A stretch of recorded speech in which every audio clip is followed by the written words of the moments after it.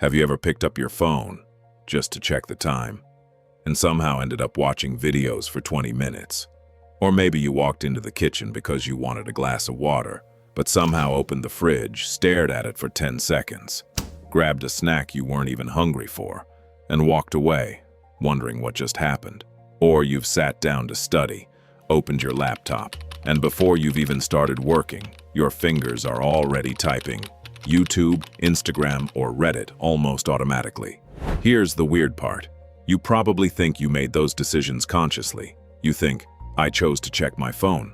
I decided to eat. I decided to procrastinate. But did you? Here's what most people don't realize. For many of your daily decisions, your conscious mind isn't leading the process. It's showing up after the decision has already started. And the difference between doing what helps you and doing what hurts you often comes down to about 3 seconds. 3 incredibly small seconds that quietly determine what happens next. Once you understand why those 3 seconds matter, you'll never look at your habits the same way again.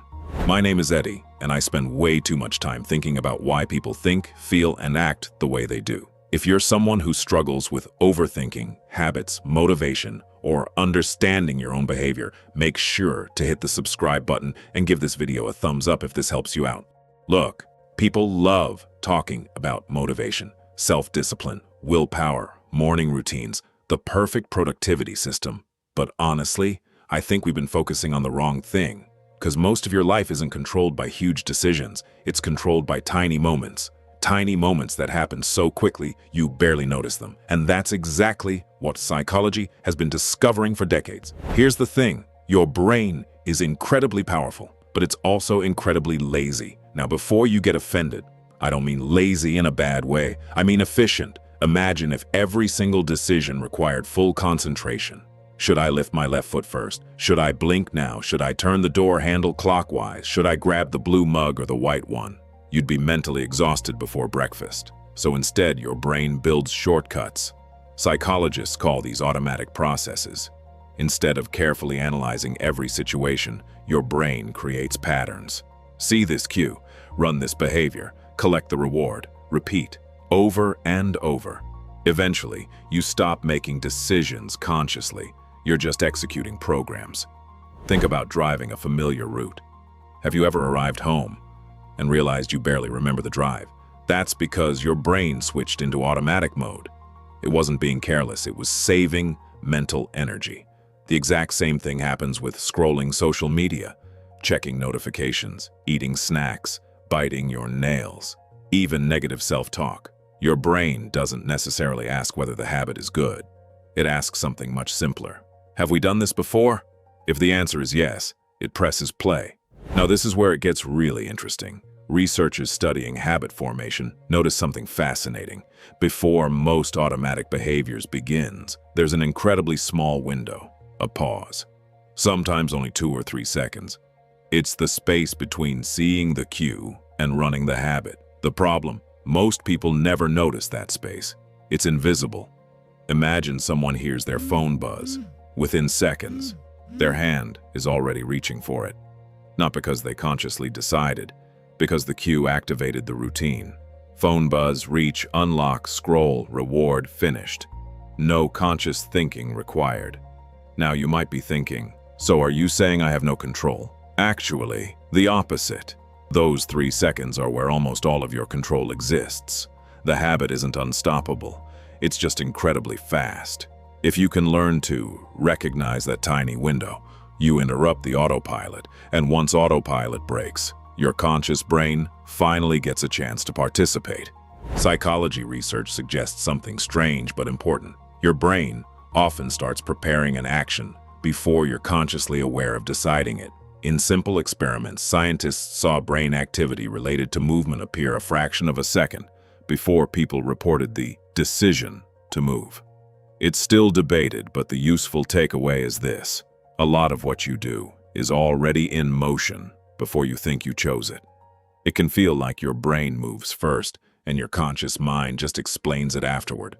That also explains something frustrating. Why bad habits feel instant while good habits feel hard. It's not really about willpower, it's wiring. Repeated behaviors strengthen neural pathways, turning them into shortcuts. Think of it like paths in a forest. The more you walk one, the easier it gets. Your brain naturally chooses the most familiar route, which is why habits feel automatic. Take Daniel as an example. He wanted to go to the gym. Every week he meant it. He'd pack his bag, leave work, walk to his car, and still end up driving home. Not because he decided to quit, but because autopilot won. Same routine, same environment, same result. Then he changed one small thing. He placed his gym bag on the driver's seat. Now he had to physically move it before sitting down. That tiny interruption created a pause, and in that pause, the autopilot broke. For the first time, he actually had space to choose, and he drove to the gym. That's the real power most people miss. Environment beats motivation. Motivation fades, but environment constantly triggers behavior without you noticing. A movie theater makes you want popcorn even if you're not hungry. Your bed can make you scroll instead of sleep. Your desk can make you distract yourself instead of work. Your surroundings quietly decide your habits before you do. When you interrupt an automatic behavior, it feels uncomfortable, but that discomfort isn't failure. It's awareness kicking in. Your brain is used to running the script, so when you pause it, friction appears. But that friction is actually progress because it means you're no longer fully on autopilot, and that's where change starts. The next time you catch yourself about to do something automatically, just ask, "What am I about to do?" Not a big life question, just that. It pulls your conscious mind back into the moment. Sometimes you'll still do the habit, sometimes you won't, but either way, it becomes a choice instead of a reflex. Over time, habits stop being actions and start becoming identity. I skipped the gym turns into I'm lazy. I procrastinated turns into that's just who I am. But identity also changes the other way.